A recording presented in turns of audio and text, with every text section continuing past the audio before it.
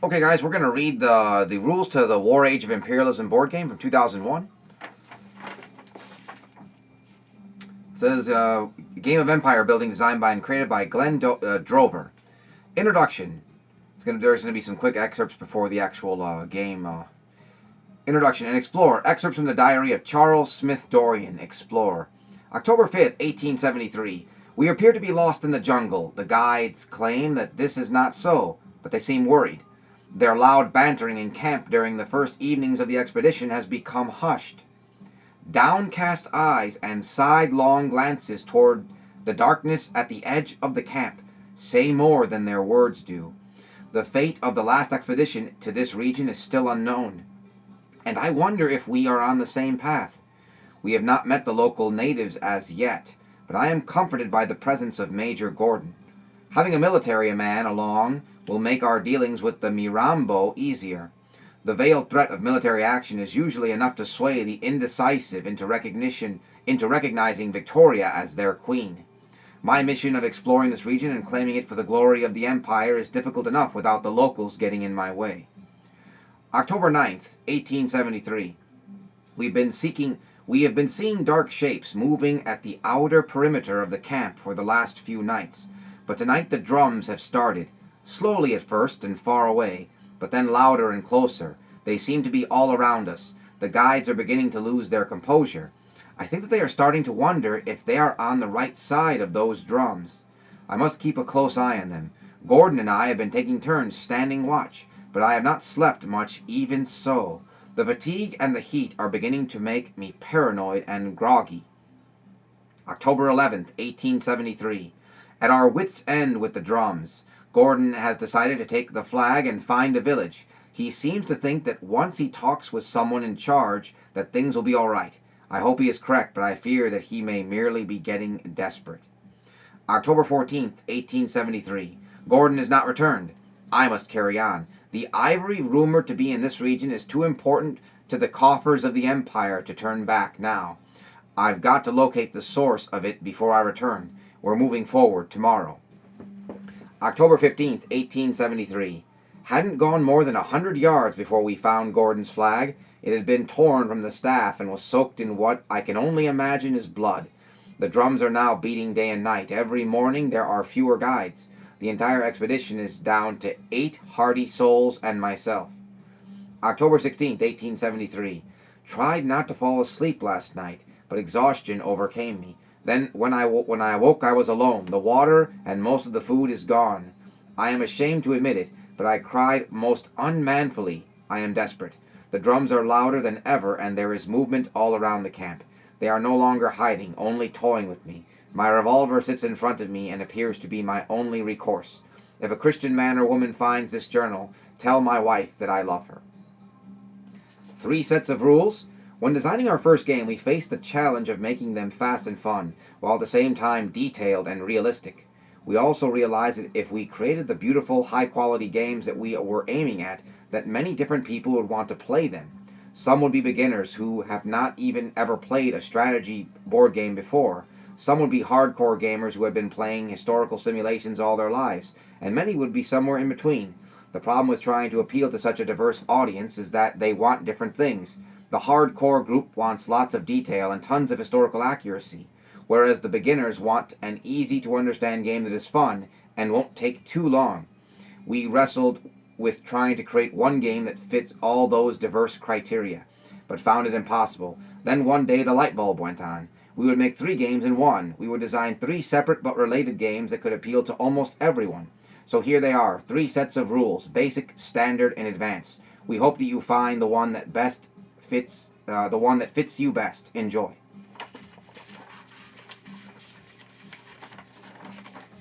The game of the basic rules.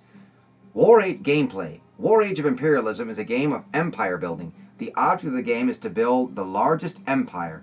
Each player starts the game with an empire of a few regions and attempts to add regions to his empire. This may be done in one of 2 ways, peacefully or through invasion. The player may add new regions to their empire peacefully by sending explorers into native regions that are not owned by any of the other players.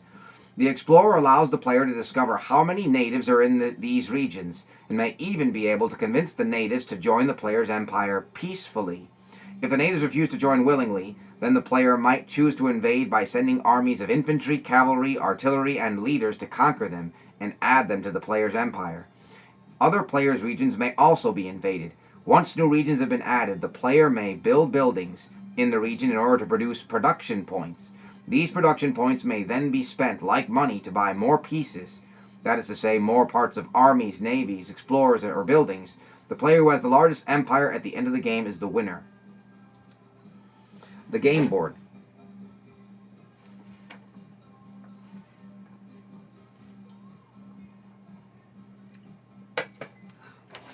The game board. The game board is a map of Europe, Asia, Africa, and Australia during the Age of Imperialism, roughly 1850 to 1900. The map is divided into regions and sea areas. These regions act like squares on a checkerboard to regulate movement. Army pieces and explorers may move from one region to another, and ships may move from one sea area to another. Buildings cannot move, of course. Unlike checkers, more than one piece may occupy a single region.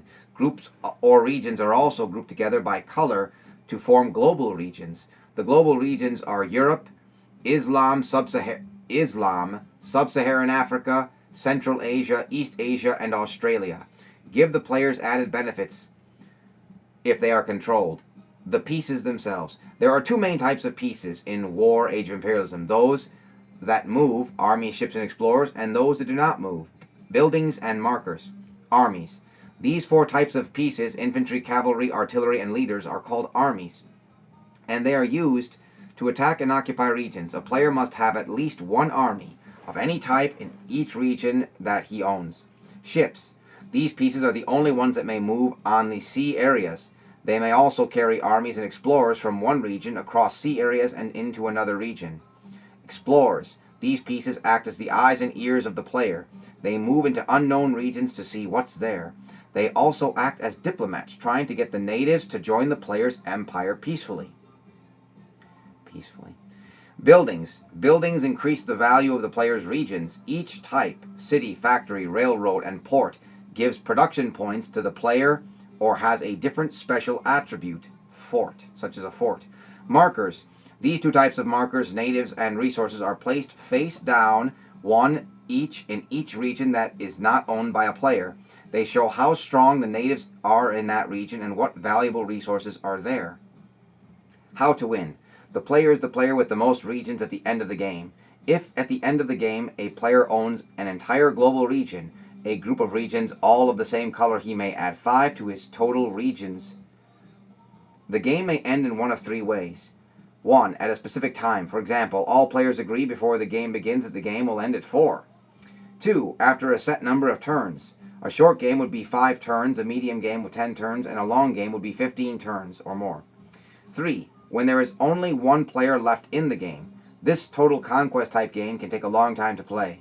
All players should agree how the game will end before starting the game. Setting up the game.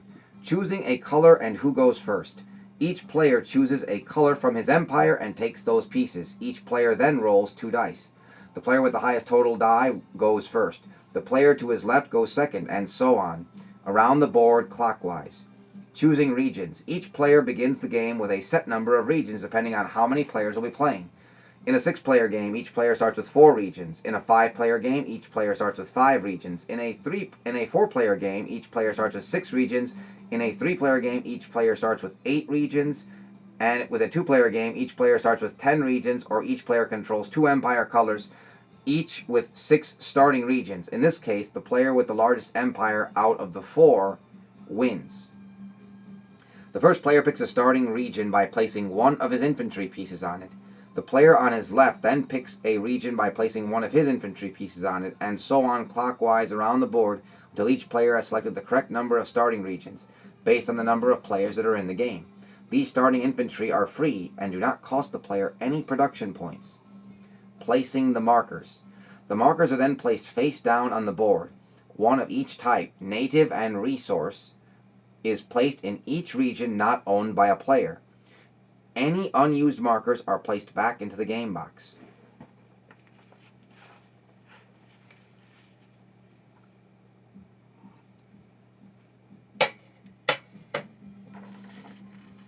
Buying the starting pieces. Each player then takes turns buying his starting pieces. Each player gets 120 production points and may purchase any pieces that he wants. The pieces may be placed in any region that he owns, is part of his empire. Only one building may be placed in each region with the exception of the fort, see below. Ships may be placed in any sea area next to that player's region. Armies and explorers may be placed in any region that the player owns. Any unused production points are wasted. They may not be saved for later.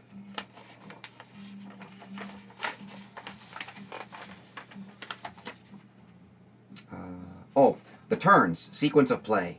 The first movement round. Each player takes a turn moving any or all of his pieces that may move and fighting any battles that result. The moving player may fight the battles in any order that he wants. The second movement round. Each player has taken his turn moving his pieces. Each player takes a second turn moving any or all of his pieces and fighting any battles that result. The production round. After the two movement rounds are complete, everyone is gone, a production round occurs. Each player takes turns adding to his total production points from regions, resources, and buildings, and using them to buy more pieces. Production points are earned by regions and buildings in a player's empire as follows. Each region that does not have a building on it is worth 0 production points. Each region that has a building on it, except for forts and schools, is worth various production points. See the pieces or production below. Each resource marker is worth production points equal to the number on that marker. Each global region is entirely controlled by one player. Each global region that is entirely controlled by one player is worth 30 production points. The new pieces purchased by the player are immediately placed on the board according to the following rules. Ships may only be placed in sea areas next to regions which contain ports and are owned by the player building the ship. Infantry may be placed in any region owned by the player building them. Cavalry, artillery, leaders, and explorers may only be placed in regions which contain a city and are owned by the player. Only one building may exist in each region. Exception. A fort may be built in any region owned by the player building it, even if another kind of building is already there. Only one fort may exist in each region. After all 3 rounds are complete, the turn is over and a new one begins.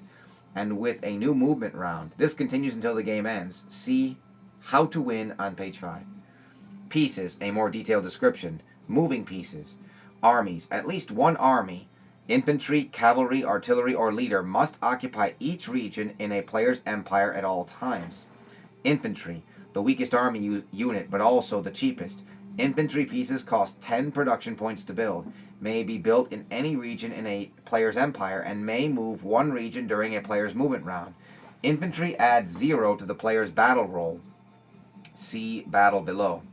Cavalry, a fast-moving and fairly strong army piece. Cavalry costs 15 production points to build, must be built in a region that contains a city, and may move 2 regions in a player's movement round.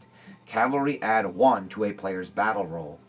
Artillery, a very powerful army piece. Artillery costs 20 production points to build, must be built in a region that contains a city, may move 1 region in a player's movement round. Artillery add 2 to a player's battle roll. Leader, the most powerful army piece. This piece represents an elite mixed force of all 3 armies, infantry, cavalry, and artillery, that is well led by a general. Leaders cost 40 production points to build, must be built in a region that contains a city, and may move 2 regions in a player's movement round. Leaders add 3 to a player's battle roll. Parties. Explorers and engineers. Explorer. Explorers are used to move into unknown regions, to see what there is and to attempt to have that region join the player's empire peacefully. Explorers cost 10 production points to build, must be built in a region that contains a city, and may move 2 regions in a player's movement round. If an explorer is the only friendly piece other than buildings or other explorers in a region with enemy armies, it is eliminated. Engineer. Engineers are not used. The engineers are not used in the basic game. Navies. Ships. Ships are used to carry army pieces and explorers over sea areas. Ships are the only pieces that may move on sea areas by themselves.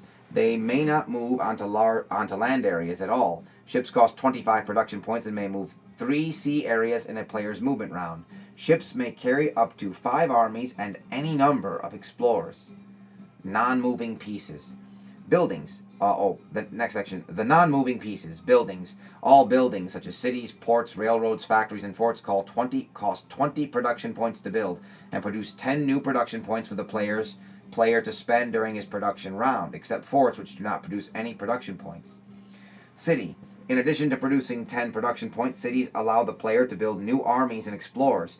All new cavalry, artillery, leaders, and explorers must be built in a city. Only infantry and ships may be built in a player's region that does not contain a city. Port. In addition to producing 10 production points, ports allow the players to build new ships.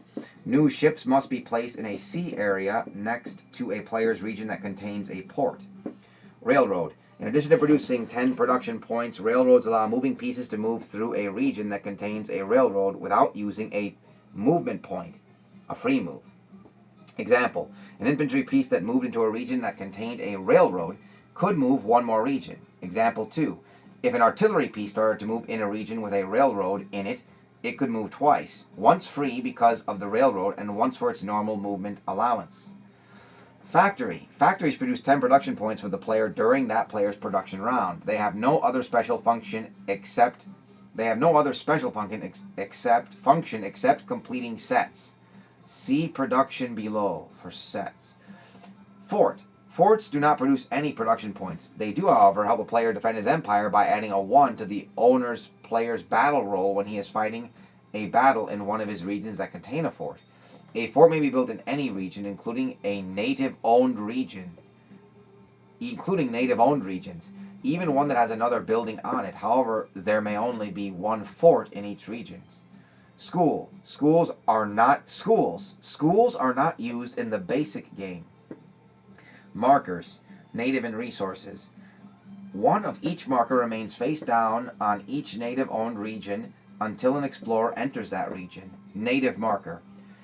Each native marker has a value that represents the number and aggressiveness of the native peoples who live in that region. The values range from 4, few and peace-loving, to 12, numerous and warlike. When an explorer enters a region, the player flips over the native marker and rolls 2 dice to see if he convinces the natives to join the empire or not. If the roll is equal to or greater than the number on the native marker, the region joins the player's empire. Once friendly infantry is immediately placed into that region and the native marker is removed from the board. If the roll is less than the number printed on the native marker, then the explorer's party is wiped out and never heard from again. The explorer piece is eliminated. Resource marker. After a region joins a player's empire, peacefully or as the result of a conquest, the resource marker is flipped up, revealing the value of the resource. This resource value is a number of production points that are added to the owning player's total during the production rounds. Many resource markers have no value and may be removed from the board after being flipped up.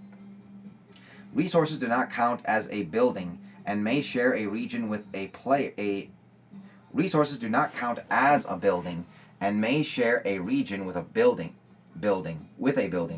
Native armies, infantry and cavalry. When a native-owned region is invaded by a player's army, a battle is fought. See battle outlines below. The number of native armies that fight the battle are determined by the number of printed on the native marker. The number of native armies that fight that battle are determined by the number printed on the native marker. The native armies are infantry equal to the number printed on the marker, cavalry equal to half the number rounded up printed on the marker, only if there is a plus symbol next to the marker. If there is no plus symbol on the marker, there is no cavalry in the native army. Artillery unit, only if there are 2 plus symbols next to the marker. Is there an artillery unit there? Any player other than the invading player may control the native armies in the battle. Any player other than the invading player may control the native armies in the battle. If the natives lose the battle, the armies and marker are removed from play. If the natives win the battle, the armies are removed from play and the marker is returned face down to the region from which it came. If the region is invaded again later, the entire native army represented on the marker fights the battle, regardless of losses in the previous battles. Native infantry. Native infantry armies native infantry. Native infantry armies act exactly like normal infantry armies, except that they cannot ever leave their home region. They do not move. They are not left on the board and are only used during each battle when a native-owned region is invaded by a player's army. They are not left on the board and they are only used during each battle when a native-owned region is invaded by a player's army. Native cavalry. Native cavalry armies act exactly like normal cavalry armies, except that they cannot ever leave their home region. They do not move. They are not left on the board, and they are used only during each battle when a native-owned region is invaded by a player's armies. Native artillery. There is no specific piece for the native artillery. Players should use an artillery piece from a player that is not involved in the battle. So, one moment. Okay, I guess the idea is that I guess for artillery for the natives, it's sort of, I guess someone on the opposing side is helping them with their own artillery. I don't think natives, doesn't make sense how natives should have their own artillery, but I guess it could be like, I guess if you want to do for like a role-playing game situation, I guess you could assume that other empires are using their, okay, I'm going to follow this video a little bit later, and I'm going to check into that. I don't think why that makes any sense. I guess I'm assuming the other empire just helped out against your empire.